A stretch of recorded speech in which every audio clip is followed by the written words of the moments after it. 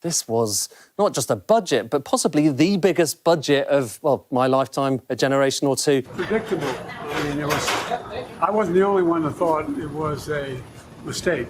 Can I thank the Chancellor on his comprehensive demolition of the record of the last 12 years? Their record, their failure, their vicious circle of stagnation. The UK mini budget. Seems like everybody's got an opinion on this. And you know, for the most part, I'm not gonna lie, the opinions are negative. But it is for good reason. And this is because the quantitative easing that would be going on with the budget, so corporation tax cuts, basic pay tax cuts, high-end tax cuts, this is going to result in people having more money. And you look at this and you're like, you don't want more money? And of course I do. But not at the cost of the economy. You see, with this being said, we're going to have a high rate of inflation, and because of this, we have to negate it through, of course, raising interest rates. So once interest rates have been raised, this will cause money to be more expensive for me, you, consumers, businesses to borrow money, to scale, and this is going to cause the economy to go in a downturn, you know, a spiral of whatever you want to call it. It seems like we really haven't learned our lesson about aggressively pushing stimulus into the economy. But opinions are opinions at the end of the day, and I feel like it's always best to stay alongside of the facts. And the facts are saying that the new Chancellor of Exchequer, or however you say it, Jeremy Hunt, with his announcement of the reversal of the mini budget, has led to the pound going up in value and also bond yields to go down, which is a good thing, by the way, because bond prices move inversely to the yields. It seems as though this reversal comes right on time, as this is the biggest tax cut since 1972.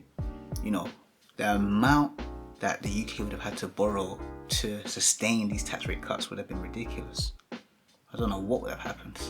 All I know is that it doesn't look like it would have been good. Now let's get specific. What items were within the initial mini budget? And it's not going to be an exhaustive list, but it's just going to be a list of things I wanted to highlight.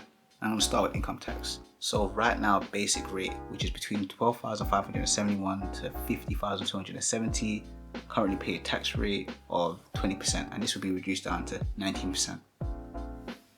With the additional rate, which is anything over 150,000, they currently pay 45%, but this is proposed to be dropped down to 40%. So yes, if you're making 55,000, every pound after 50,270, you'd pay the same rate as someone that makes 150,000. Corporation tax. So before the mini budget, this was supposed to be increased from 19% to 25% in April 2023, but as part of the mini budget, this is now going to be scrapped. And then with national insurance, in April 2022, this was increased by 1.25%, and with the mini budget, of course, this is now going to be removed as well. So go back to the levels before April 2022. And finally, stamp duty. So with stamp duty, for the first 250k of a house that you buy, you don't actually have to pay nothing on that, so that's been completely cut. And then for first-time buyers, that's actually increased up to 425k. Oh, actually I lied. They most definitely mentioned freezing rates on alcohol. And I know you look like that, I know you do. Now what has been reversed as per Jeremy Hunt's announcement, and I'll start with income tax. Now with the basic rate, the reduction from 20% to 19% won't be happening no more. And similarly, with the additional rate, the reduction from 45% to 40% also won't be happening no more. And then moving on to corporation tax, there will be an increase in April 2023 to 25%. So from the current, basis of 19%. And then looking at the alcohol freeze, unfortunately, that won't be happening. I know none of us want to hear that. And that'll be at least for a year to be decided. And finally, this one's a bit of a change, as this one wasn't a reversal, but is related to the items that I mentioned in the initial mini budget. So stamp duty, all the components mentioned before will be going forward.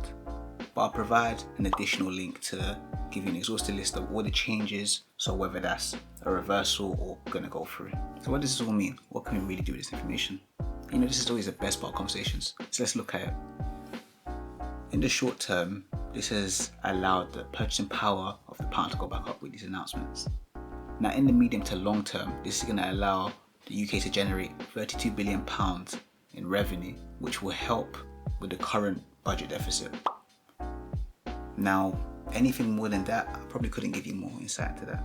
But what I can guarantee you is that going forward is definitely going to be a bumpy ride. So the best advice I can give to you, or the best opinion I can give to you, better yet, is just to be intentional with your money, stay the course, and like and subscribe to my video if it brought you any value at all. And in the meantime, if you do want to see or, understand some content around being intentional with your money, and I've got a video around creating a budget right over here. And until next time, stay blessed. Peace.